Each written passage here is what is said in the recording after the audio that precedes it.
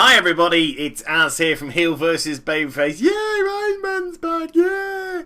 Okay, it's been a long gap since Ironman Part 7 and today's Ironman Part 8, and I can safely say that I Am Ironman is rested. Rested and ready to go. And one thing that I did discover about picking the Ironman back up, I just simply have been so busy with other stuff. I know it's fallen onto the back burner, but don't worry, this week I'm looking to bring you an Ironman video every day, Monday to Friday.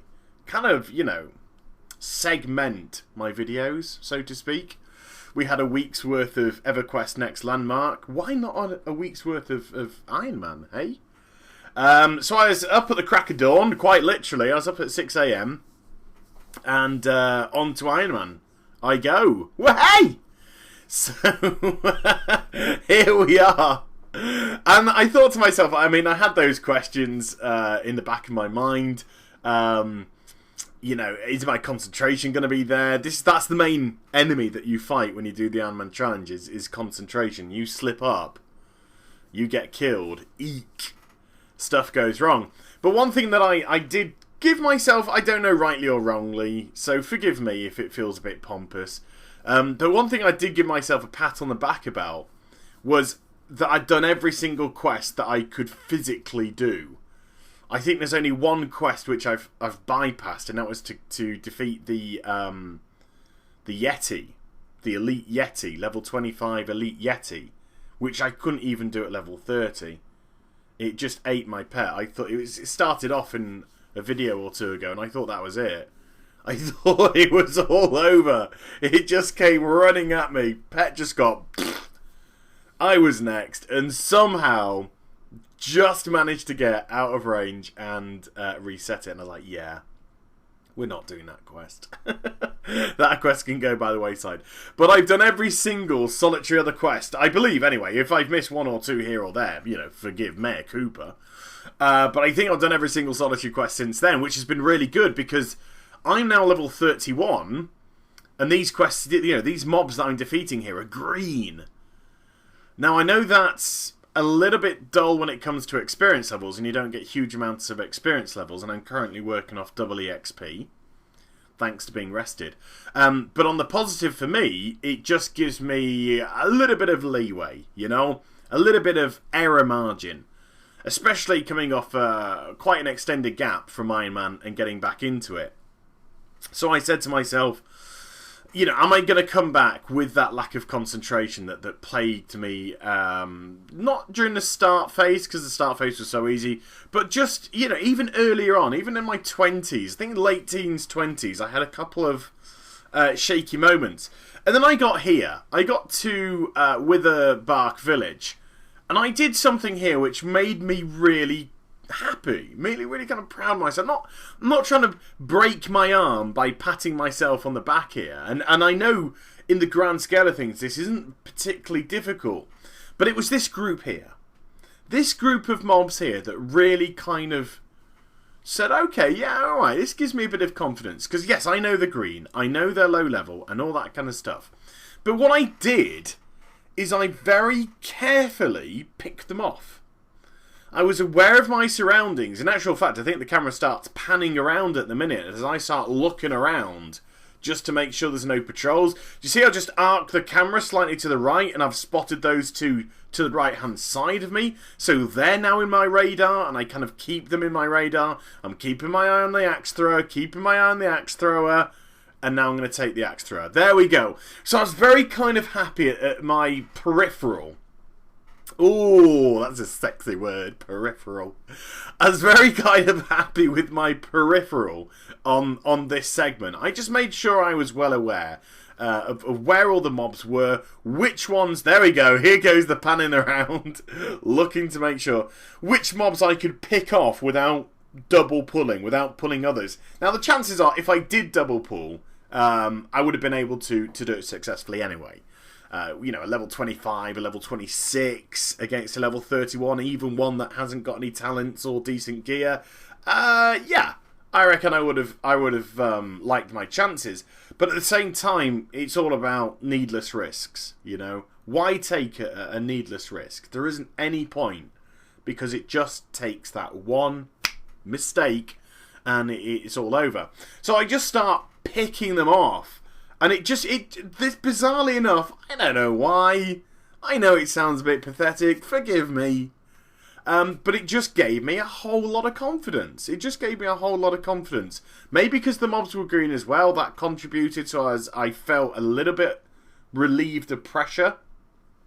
That if I did make a mistake, then I would have had a good chance of correcting that mistake. But irregardless of that, it gave me that incentive. It made me say to myself, okay, you did that section really well. You've shown that you can be aware of your surroundings. Be aware of your surroundings. You'll never... What was that thing in Batman Begins? You must always be aware to mind your surroundings. And all that kind of stuff. So it did make me rather happy about that. And it ends off here with the bark witch doctor. And then this whole little segment here got taken care of. So I made my way through the rest of the village, picked off the other people on this quest. Because remember, at the end of the day, it gets dark. But at the end of the day, this whole business is about concentration. The whole business is about being aware, not taking those needless risks. I can, level 27 rare here? Nah, no problem. No problem. That's not a needless risk. I'm going to always take this one down, especially with having a pet class. And on top of that, it's going to give me some outstanding experience. I think I get 3,900 EXP for taking us down. Something along those lines anyway. There we go. 3,600. Still not bad.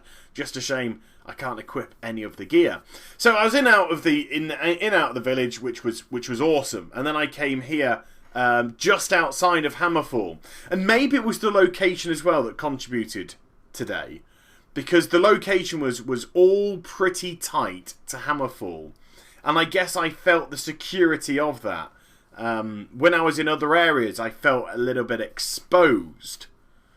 Which I hadn't got before. When I was over at Arathi Basin area. And I'd just gone past the frost walls and all that kind of stuff.